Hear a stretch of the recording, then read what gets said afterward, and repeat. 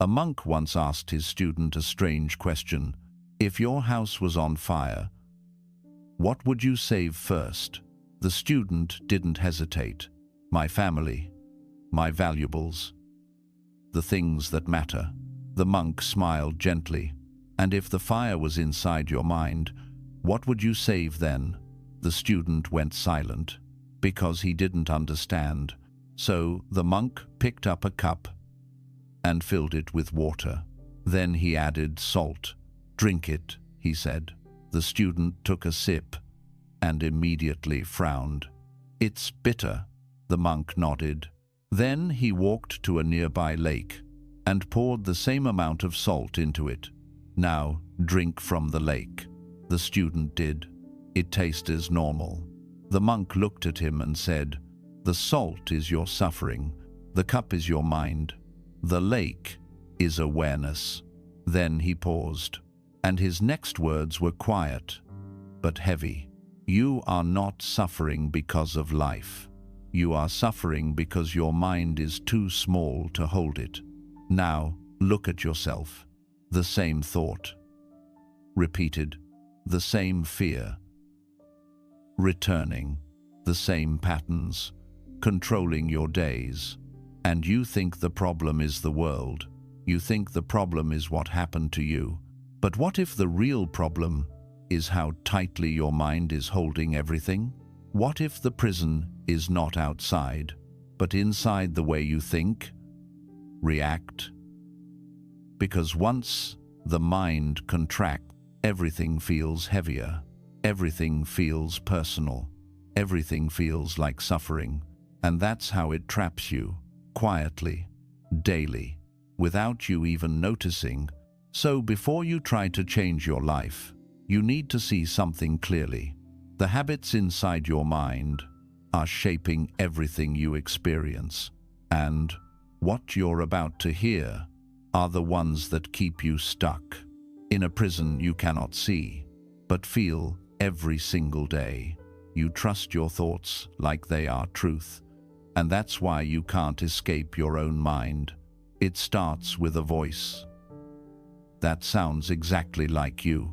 Not loud, not dramatic, just familiar. It speaks in your tone, uses your words, carries your past. So you don't question it. You assume it must be you. It tells you what to believe, what to fear, what you're capable of, and what you're not. And you listen, not because you examined it, not because you tested it, but because it feels real. And that feeling is enough to convince you. Look closely at your own mind. A thought appears. You're not good enough. There is no evidence, no proof, just a sentence. But the moment it shows up, something changes inside you. Your chest tightens, your energy drops, your confidence disappears. You don't stop and ask, is this true? You react as if it is. Another thought appears. This will fail.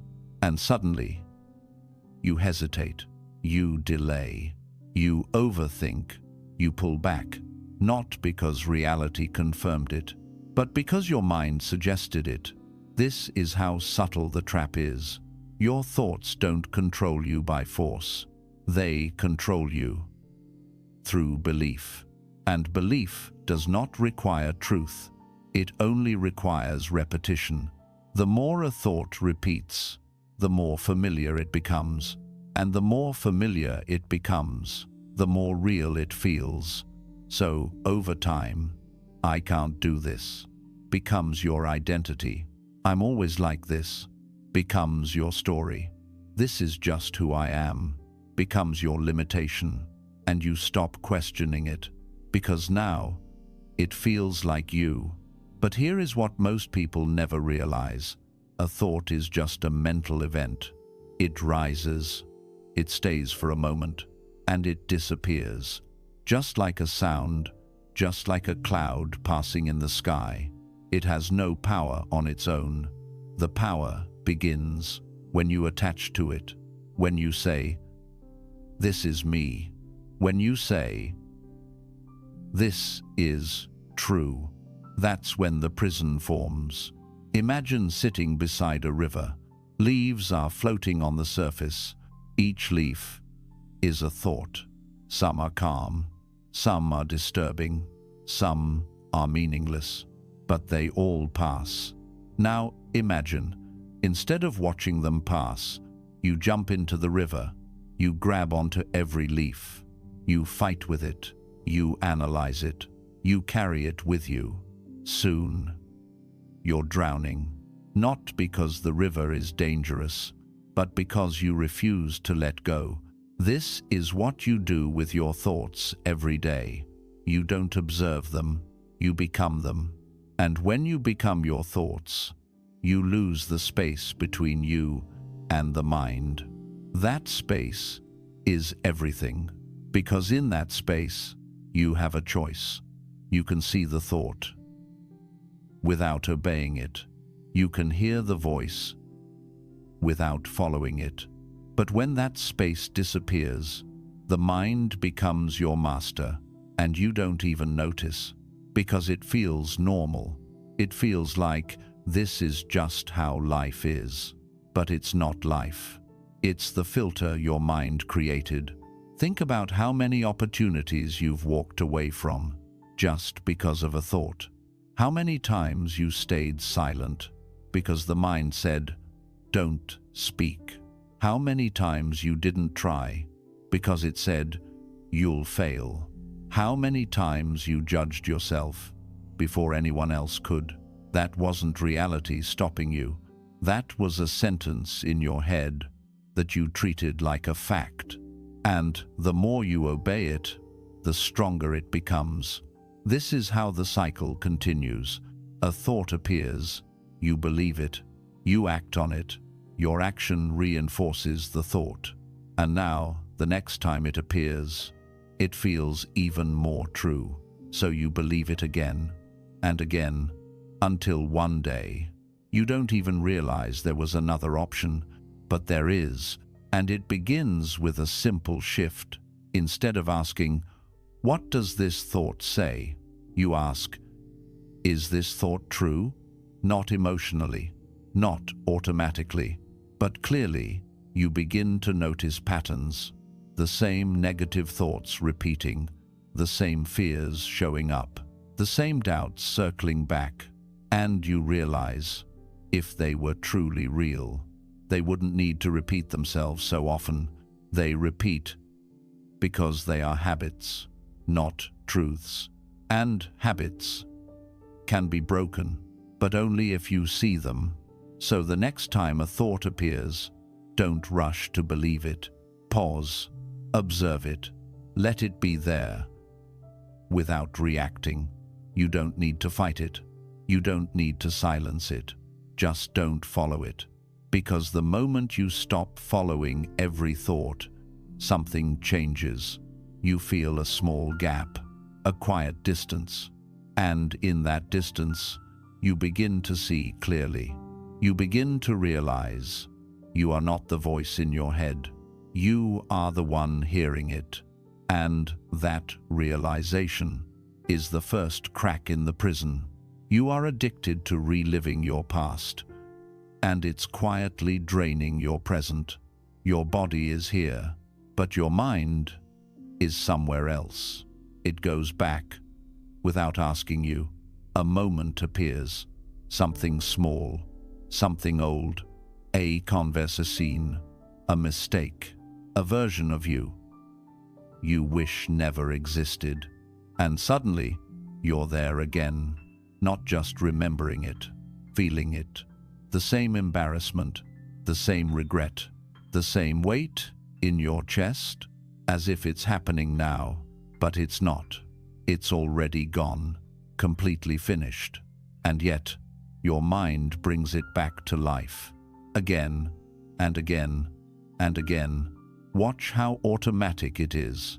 You don't sit down and decide, "Let me suffer over the past." It just happens. You're alone, you're quiet, and the mind starts replaying. like a loop you didn't choose, but somehow keep watching. At first, it feels like thinking, like reflecting. You tell yourself, I'm just trying to understand what happened. But look closer. Are you really understanding, or just repeating?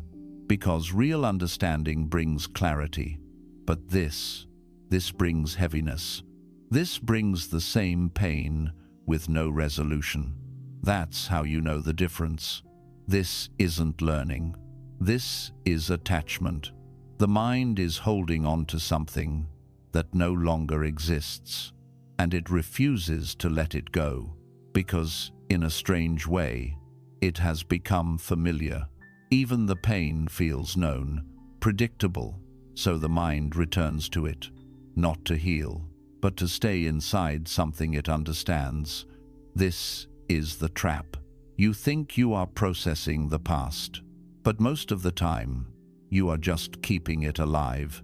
Every replay is another layer of suffering, and the more you replay it, the more real it feels. The more it feels like, this defines me. That's who I am. That's what my life is. But it's not. It's a memory, a mental image, nothing more. In Buddhist understanding, there is a clear difference between pain and suffering.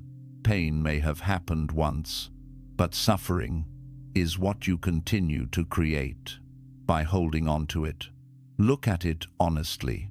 That moment from your past, it hurt. Yes, but it ended completely. The only reason it still hurts now is because you keep returning to it. You keep reopening something that was already closed. It's like touching a wound again and again, and then wondering why it doesn't heal. You are not being punished by the past. You are revisiting it. There is a difference, and that difference is where your freedom begins. Because if you are the one revisiting it, you can also stop. But stopping doesn't mean forcing it away. It doesn't mean pretending it never happened. That's another form of resistance. Instead, it means seeing it clearly. A memory arises. Instead of diving into it, you pause, you notice it, you feel the emotion without feeding it. You let it be there without building a story around it. No, why did this happen? No, I should have done better. No, this ruined everything. Just the raw memory, without interpretation, without judgment. And something strange happens. It starts to lose its intensity, because the power was never in the memory itself. The power was in the story you kept telling about it, the meaning you attached to it, the identity you built from it. Remove the story, and the memory becomes lighter. It becomes just something that happened, not something that defines you. But most people never reach this point, because they stay inside the loop. They replay, they react, they reinforce, until the past feels bigger than the present, and life starts to feel heavy, not because of what is happening now, but because of what happened before. This is how the mind steals your present moment, not with force, but with repetition, pulling you back into something that no longer exists, while life is happening right in front of you. Opportunities, moments, peace, all missed, because your attention is somewhere else. This is the cost of holding on. You don't just carry the past, you lose the present. And without the present, there is no life. So the question is not, why does this memory keep coming back? The real question is, why do I keep following it? Because the moment you stop following, the loop begins to break. The memory may still appear, but it no longer controls you. It passes, like everything else, and, in that space, you begin to feel something you haven't felt in a long time. Lightness. Not because your past changed, but because you finally stopped carrying it. You are controlled by fear of a future that doesn't exist, yet you live as if it does. Your body is here, but your mind keeps moving ahead. It doesn't stay where you are. It runs forward, creating scenes, imagining outcomes, building situations that haven't happened, and the moment it creates them, you react. A simple thought appears. What if this goes wrong? And instantly, your chest tightens, your breathing changes, your mind starts racing, not because something actually happened, but because your mind imagined that it could. This is how subtle the trap is. The future does not exist right now. There is no event, no problem, no danger in front of you. But your mind creates a version of it, and your body treats it as real. You start preparing for things that are not happening. You start worrying about outcomes that are not certain. You start feeling fear for something that does not exist. Look closely at how this plays out in your life. You think about speaking up, and the mind says, "What if you embarrass yourself?" So you stay silent. You think about trying something new, and the mind says, "What if you fail?" So you don't start. You think about making a change, and the mind says, "What if everything falls apart?" So you stay where you are. And slowly, your life becomes smaller, not because reality limited you, but because imagined futures controlled you. This is how fear operates. It doesn't wait for reality. It creates its own version of it, and then convinces you to believe it. The mind is always trying to predict, to protect, to stay in control. So it scans for danger, even when there is none. It builds worst-case scenarios, as if preparing you will keep you safe. But what actually happens? You don't feel safe. You feel anxious, restless, uncertain, on edge, because now you are carrying problems that haven't even happened. This is the burden of living in the future. You suffer before anything goes wrong. And most of the time, nothing even goes wrong. But the suffering already happened. That's the cost. Think about how many times you worried, and the thing you feared never actually happened. But the stress was real. The fear was real. The sleepless nights were real. All for something that existed only in your mind. This is how the future becomes a prison. Not because it is real, but because you treat it as if it is. In Buddhist understanding, this comes from attachment. Attachment to outcomes. You want things to go a certain way. You need them to happen the way you imagine. And because you are attached, you fear losing control. You fear uncertainty. You fear the unknown. But life is uncertain by nature.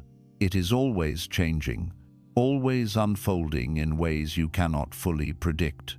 So when you try to control it completely, you create tension inside yourself, because reality will never match your expectations perfectly. And every time it doesn't, you feel resistance, you feel frustration, you feel fear. But look at this moment right now, not yesterday, not tomorrow, right now. What is actually happening? Are you in danger? Is something wrong in front of you? Most of the time, the answer is no. But your mind doesn't stay here long enough to see that. It leaves. It jumps ahead. It searches for problems. And when it finds them, even imagined ones, it brings them back into your body. This is why you feel heavy, not because of what is happening, but because of what might happen. And the more you live like this, the more disconnected you become from reality. Because reality is always here, in the present moment, not in the future you keep imagining. Freedom begins when you see this clearly. A thought about the future appears. Instead of following it, you pause. You ask yourself, is this happening right now? Not, could it happen? Not, what if it happens? But, is it happening right now? And most of the time, it isn't. That simple awareness brings you back to what is real, back to what is actually in front of you. You don't need to eliminate planning. You don't need to ignore the future completely. But there is a difference between preparing and worrying. Preparing is calm. It is intentional. It is grounded in reality. Worrying is repetitive. It is restless. It is driven by fear. One helps you, the other traps you. The moment you see that difference, you begin to shift. You stop feeding every what if that appears. You stop reacting to every imagined scenario, and slowly, the mind becomes quieter. Not because thoughts disappear, but because you stop giving them power. You stop treating every future possibility like a guaranteed outcome. And in that space, something changes. You feel lighter, more present, more aware of what is actually real, because the future will always be uncertain. That will never change. But your relationship with it can. You don't have to live in fear of what hasn't happened. You don't have to suffer in advance. You can be here, fully, without carrying imagined problems. And when you learn to stay here, in this moment, you realize something powerful. Life was never as heavy as your mind made it seem. You were just living too far ahead to see what was actually real. You fight your emotions, and that's why they never leave. A feeling appears, not planned, not invited, just there, heavy, uncomfortable, difficult to sit with. Maybe it's sadness, maybe it's anger, maybe it's a quiet emptiness you can't explain. And the moment it shows up, your instinct is immediate. Get rid of it. You reach for something, your phone, a distraction, a conversation, anything that pulls you away from what you're feeling, because deep down, you believe something dangerous. If I feel this, it will overwhelm me. So you resist. You push it down. You ignore it. You pretend it's not there. But notice what happens next. The feeling doesn't leave. It stays. It lingers in the background, quiet but present. And the more you try to escape it, the stronger it becomes. This is the trap most people live in without realizing it. You are not suffering because of the emotion itself. You are suffering because you are fighting it. In Buddhist understanding, this is very clear. Pain is natural, but resistance creates suffering. A feeling arises. That part is not fully in your control. But what you do next, that's where everything changes. When you resist a feeling, you are telling your mind, this should not be here. And the mind responds by focusing on it even more. It magnifies it. It repeats it. It keeps it alive. Because now, it's not just a feeling. It's a problem you're trying to solve. Think about anger. A moment happens. Something triggers you. Anger rises. That's the first layer. Simpler, natural. But then the mind steps in. I shouldn't feel this. Why am I like this? This is bad. Now the anger grows. Not because of the original event, but because of your resistance to it.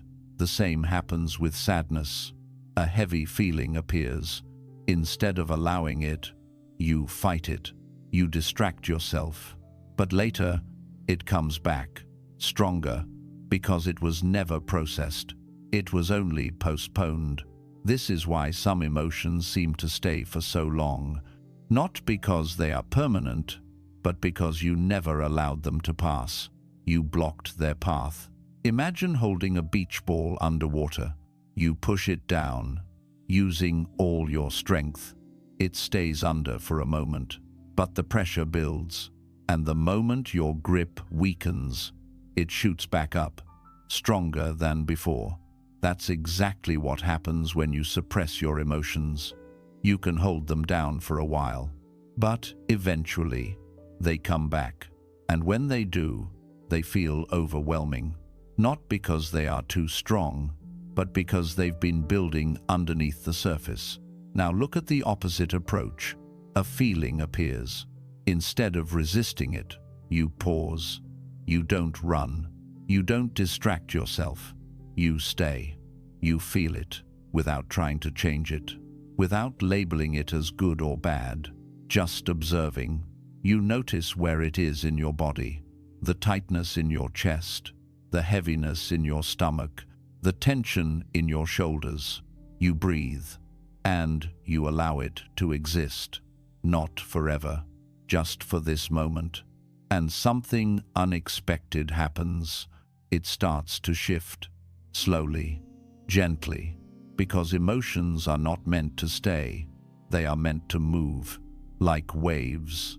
They rise, they peak, and they fall. But when you resist them, you interrupt that movement. You freeze the wave and keep yourself stuck inside it. Most people are not afraid of emotions. They are afraid of being consumed by them. But what they don't see is this. Avoidance is what gives emotions power. Presence is what dissolves them. The moment you fully feel something, without escaping, it begins to lose its grip. Not instantly, but naturally, because it no longer needs to fight for your attention. You're already giving it. And when you stop treating your emotions like enemies, they stop attacking you. They become signals, messages, indicators of what's happening inside you. Not something to fear, but something to understand. This doesn't mean you let emotions control your actions. It means you allow them to exist without letting them take over. There is a difference. Feeling anger is not the same as acting on it. Feeling sadness is not the same as being consumed by it. You can feel deeply and still remain aware, still remain present, still remain grounded. But that only happens when you stop running, because every time you escape, you reinforce the idea that emotions are dangerous, and your mind learns to fear them even more.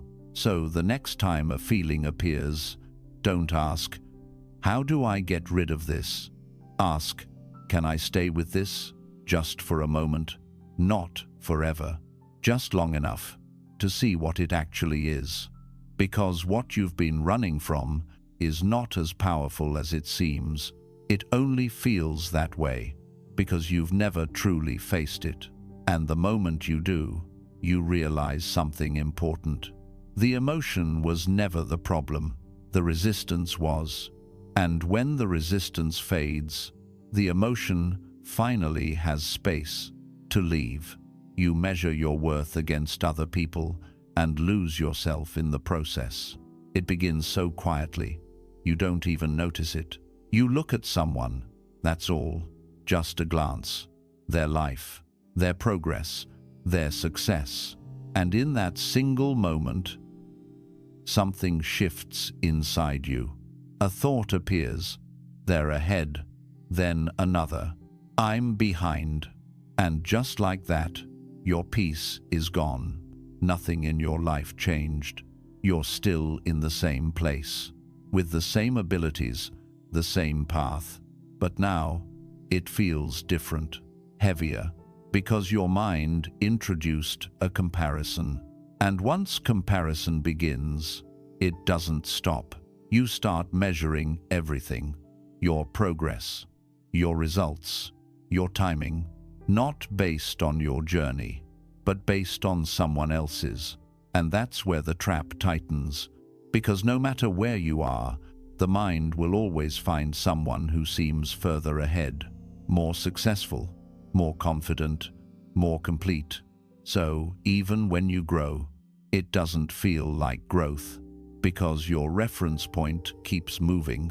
You reach one level, and immediately, your mind shows you someone at the next, so you feel small again. This is how comparison steals your sense of progress. You are moving forward, but it never feels like enough, because you are not measuring your path. You are measuring distance from others, and that distance never disappears. Look at what this does to your mind. You start questioning yourself. Why am I not there yet? What am I doing wrong? What's wrong with me? And slowly, your focus shifts from living your life to chasing someone else's version of it. You begin to adjust yourself, your choices, your goals, your direction, not based on what is true for you, but based on what looks better from the outside. And this is where you begin to lose yourself, because your life was never meant to be a copy. In Buddhist understanding, each person walks their own path. Different conditions, different timing, different experiences. No two journeys are the same, but comparison ignores all of that. It takes two completely different lives and tries to measure them with the same standard. And when they don't match, you suffer, not because you are lacking, but because the comparison itself is flawed. Think about how often your mood changes just because of what you see. You open your phone, you see someone achieving something, and suddenly, your own progress feels invisible. Your effort feels small. Your journey feels slow. But before you saw that, you were fine. You were at peace. Nothing was missing. So what changed?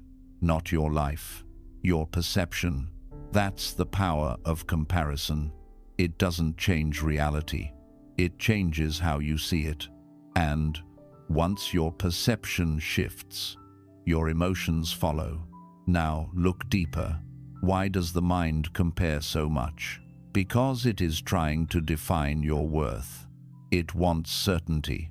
It wants to know, where do I stand? So it looks outside. It looks at others and tries to measure you against them. But worth is not something that can be measured like that. It is not a number. It is not a position. It is not a rank. Yet the mind keeps trying, and every time it does, you get pulled into a cycle. Compare, judge, feel lacking, then try to catch up, then compare again and again, until you forget what you actually wanted in the first place. This is how comparison disconnects you from your own path. You stop asking, what matters to me? And start asking, how do I measure up? That question is the root of the problem, because it assumes your value depends on others.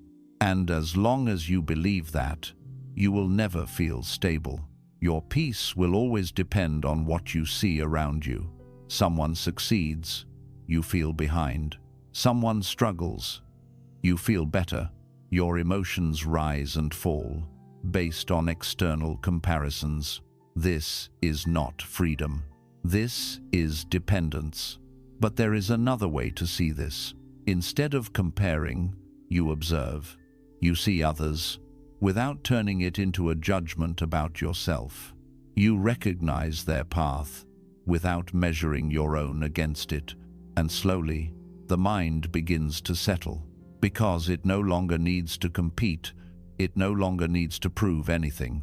You come back to your own life, your own pace, your own direction, and something changes. You start noticing your progress again, small steps that you ignored before, effort that went unseen, growth that felt invisible. Now it becomes real. Because you are no longer looking away from it. You are present with it.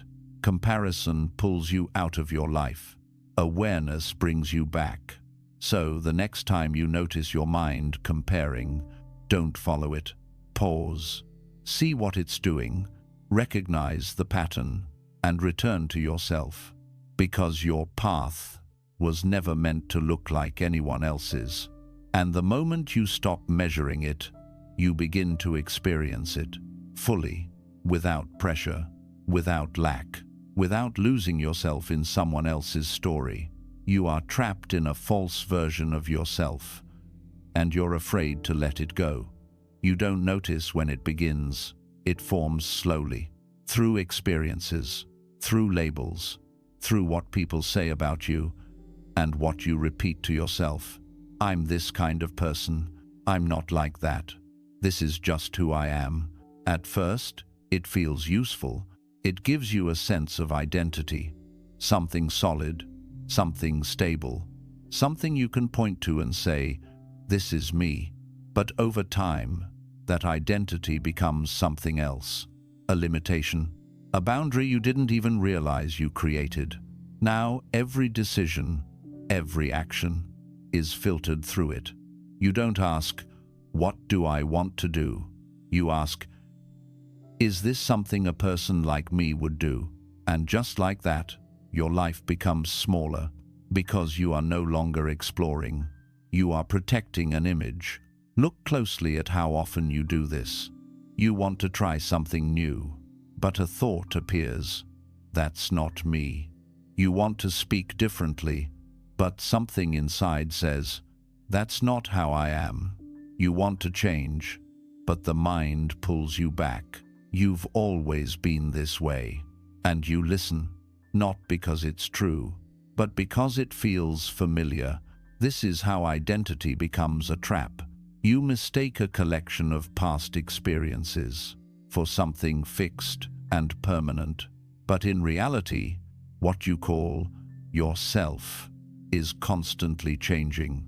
Your thoughts change, your emotions change, your preferences change. Even the way you see the world shifts over time. So what exactly are you trying to hold on to? A version of you from the past, a story that made sense once, but may not be true anymore. In Buddhist understanding, this is known as the illusion of a fixed self, the belief that there is a solid, unchanging you inside, when in reality, everything is in motion, nothing stays the same. But the mind resists this. It wants stability, it wants certainty, so it creates an identity and then clings to it. And once it does, it starts defending it, even when it causes suffering. Think about this carefully. Have you ever held on to a belief about yourself, even when it was clearly limiting you? I'm not confident. I'm bad at this. I can't change. These are not facts. They are conclusions based on past moments. But you treat them as permanent truths. So instead of questioning them, you live inside them. And the more you repeat them, the stronger they become. Until one day, they feel like reality. This is how the prison forms, not from the outside, but from the identity you built and never questioned. Now here is where it becomes even deeper. You don't just hold on to identity because it feels true. You hold on to it because you are afraid of losing it. Because if you let it go, what remains? If you are not this kind of person, then who are you? That uncertainty feels uncomfortable, so you stay where you are, even if it limits you, even if it keeps you stuck, because at least it's known, at least it's familiar. This is why change feels so difficult, not because you can't change, but because changing requires you to let go of who you think you are, and the mind resists that. It wants to protect the identity at all costs. But here is the truth you rarely consider. What you are protecting may not even be real. It is a story, a pattern of thoughts, a collection of memories and labels that you turned into something solid.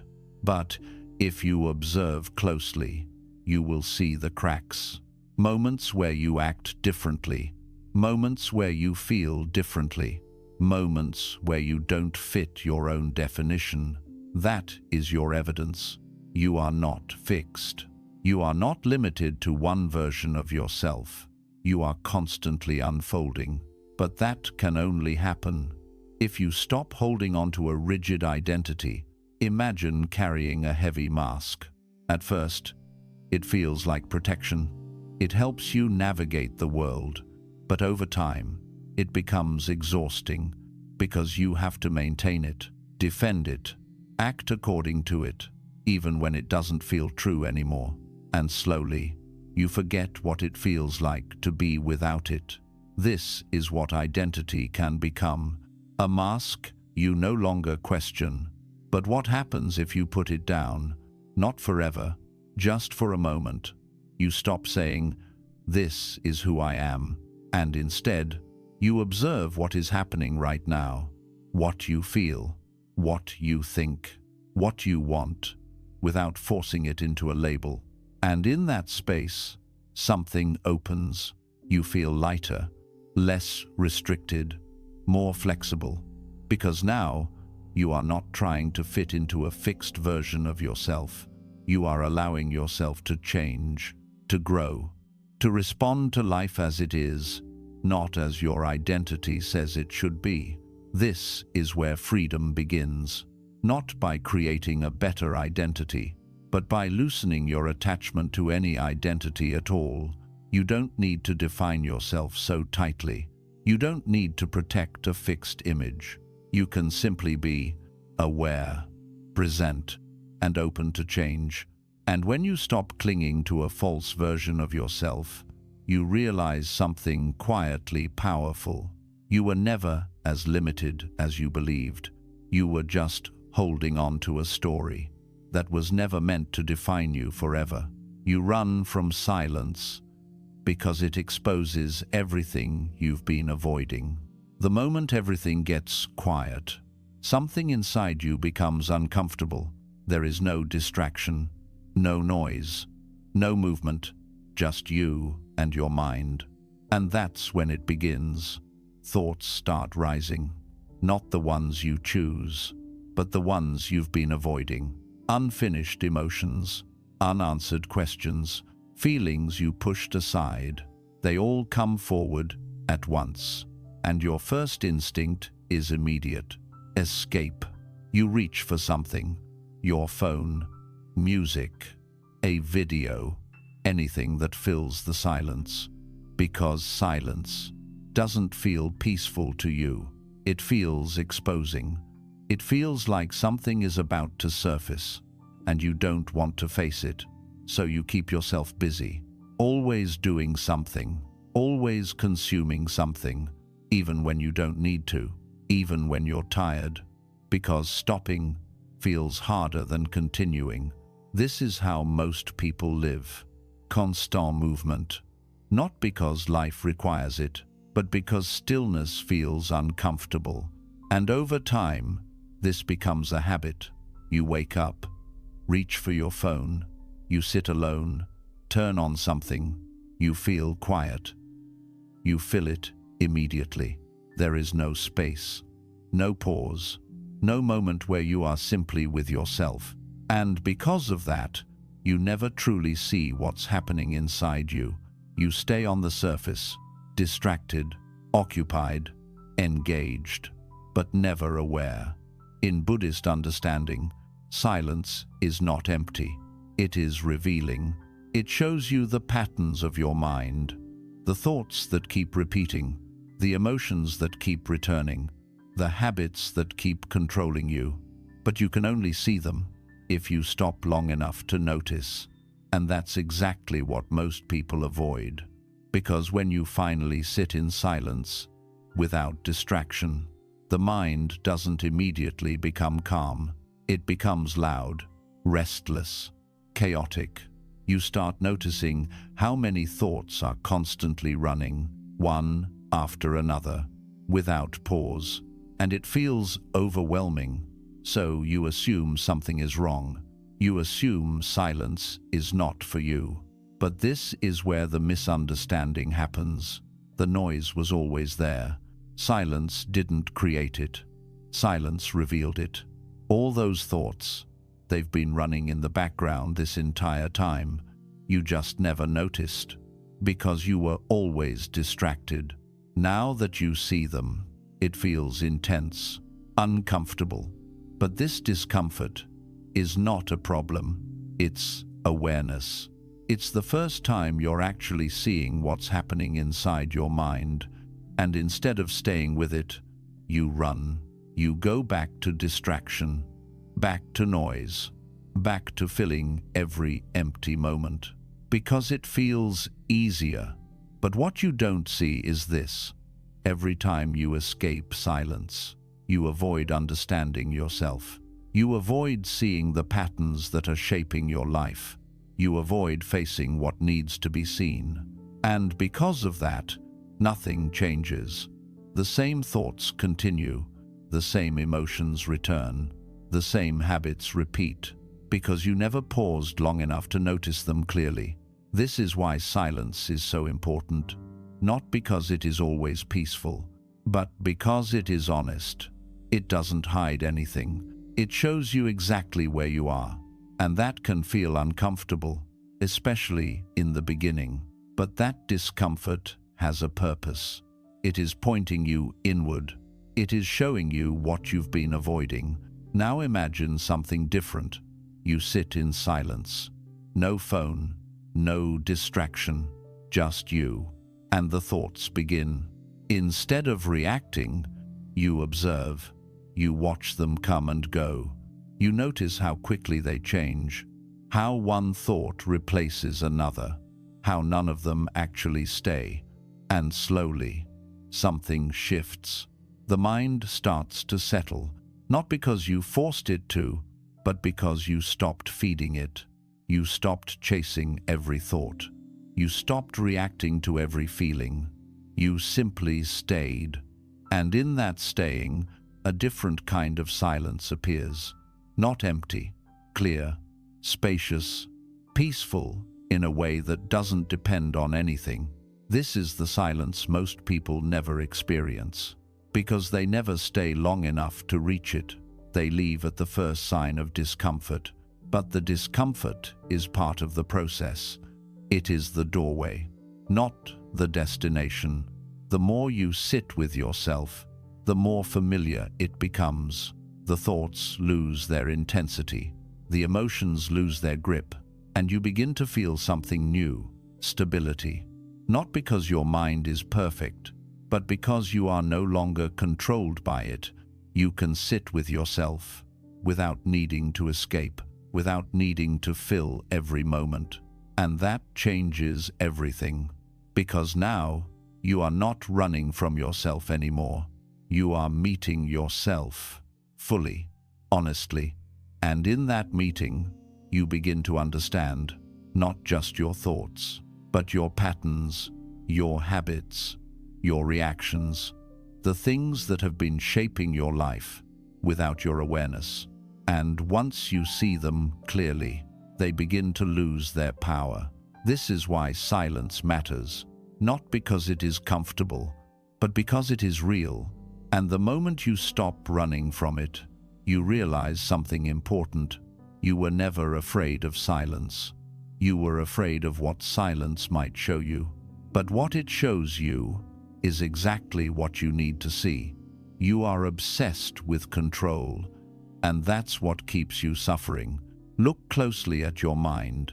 It is always trying to control something. Outcomes, people, situations, even your own thoughts and emotions. You want things to go a certain way. You want life to follow your plan. You want certainty, because certainty feels safe. So you plan everything. You think ahead. You prepare. You try to predict every possible outcome, and when things seem under control, you feel calm. But the moment something shifts, something unexpected happens, that calm disappears. Stress enters. Frustration rises. Anxiety takes over. Not because the situation is unbearable, but because it didn't match what you expected. This is where suffering begins. Not in the event itself, but in your resistance to it. You had a plan, reality had a different one, and instead of adjusting, you hold on. tightly. You think, this shouldn't be happening. This is not how it was supposed to go. And that thought creates tension inside you, because now you are fighting reality itself. But reality doesn't change just because you don't accept it. It continues, unfolding in its own way. And the more you try to control it, the more exhausted you become. Think about how often you do this. You want someone to behave a certain way.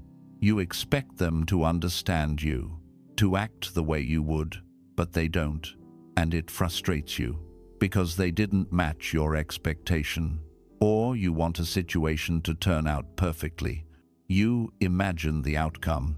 You build it in your mind.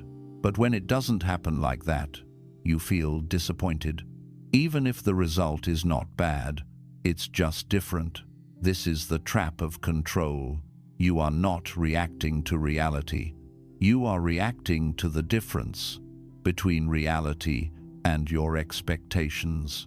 And that gap is where suffering lives. In Buddhist understanding, this comes from attachment. Attachment to outcomes. Attachment to how things should be. You don't just experience life. You try to shape it into something predictable, something certain, something you can hold on to. But life is not fixed. It is constantly changing. People change. Situations change. Plans change. Nothing stays the same. So when you try to control something that is always moving, you create tension because you are holding on to something that cannot be held. Imagine trying to hold water in your hands. You tighten your grip, thinking it will stay. But the tighter you hold, the faster it slips away, and you're left frustrated, not because water is difficult, but because you tried to hold it in a way that doesn't work. This is exactly what you do with life. You hold too tightly. You try to control every detail. And when it doesn't stay the way you want, you suffer. Now look deeper. Control is not just about situations. It's also about your inner world. You try to control your thoughts. You tell yourself, I shouldn't think this. I need to stop feeling this. And when the thoughts continue, when the emotions don't disappear, you feel frustrated with yourself. But the mind doesn't work like that. Thoughts arise on their own. Emotions move on their own. You don't control their appearance, only your response to them. So, when you try to control what cannot be controlled, you create inner conflict. You are fighting your own nature, and that fight drains you. This is why the need for control feels so heavy, because it is endless. There is always something else to manage, something else to fix, something else to keep in place. And the moment you succeed in controlling one thing, another uncertainty appears. So, the mind never rests. It is always trying to secure the next outcome. But what if the problem is not the uncertainty? What if the problem is your resistance to it? What if peace doesn't come from controlling everything, but from learning to let go? Letting go does not mean giving up. It does not mean you stop caring. It means you stop forcing. You still act. You still plan. You still move forward. But you don't attach yourself to a specific result. You allow space for things to unfold. And when they don't go your way, you adjust instead of resisting. This shift changes everything. Because now, you are no longer fighting life. You are moving with it. When something unexpected happens, you don't collapse. You observe. You respond. Without the added weight of, this shouldn't be happening. And in that moment, you feel lighter, not because life became predictable, but because you stopped needing it to be. This is where real freedom begins, not in controlling every outcome, but in releasing the need to. Because the truth is, You were never in full control to begin with, and trying to be is what kept you trapped. The moment you loosen your grip, something changes inside you. The tension softens, the pressure fades, and, for the first time, you experience life as it is, not as your mind demands it to be. And in that acceptance, there is a quiet kind of peace, not forced, not controlled, just present. Look at this carefully. You want control over your life, over outcomes, over people, over what happens next. But pause for a moment and watch your own mind. Can you predict your next thought? Not influence it, not guide it, predict it. Exactly. You can't. A thought just appears, out of nowhere, uninvited, unplanned, and yet you expect to control everything outside of you. This is the contradiction you live in. You don't even control the mind, but you demand control over life. And because of that, you are constantly frustrated, constantly tense, constantly trying to force something that was never meant to be forced. Now look at how this shows up in your daily life. You try to control conversations. You rehearse what you will say. You imagine how others should respond. But when they don't, you feel thrown off, uncomfortable, because reality didn't follow your script. You try to control how people see you. You adjust your behavior. You think about every detail, but you can't control their thoughts. So you keep trying, again and again, and it drains you. Because no matter how much effort you put in, their perception is never fully in your hands. You try to control your emotions. You tell yourself, I shouldn't feel this. I need to be calm. But the feeling is already there, and now you're fighting it. So instead of one layer, you create two, the emotion and the resistance to it, and both together feel heavier than they need to be. This is what happens when control becomes an obsession. You stop flowing with life. You start fighting it. Every unexpected moment becomes a problem. Every change becomes a threat. Every uncertainty becomes something you must fix. But life was never designed to be fully controlled. It moves, constantly, unexpectedly, sometimes in your favor, sometimes not, but always changing. And the more you resist that movement, the more friction you feel inside. Imagine trying to stop the wind with your hands. You push against it, you strain, you try to block it, but it keeps moving, not because it's against you, but because that's its nature. Now imagine instead, you stop resisting, you feel it, you allow it to pass. Suddenly, there is no struggle. The wind didn't change, you did. This is the shift you need to understand. Control creates tension. Acceptance creates space. But acceptance is often misunderstood. You think it means giving up.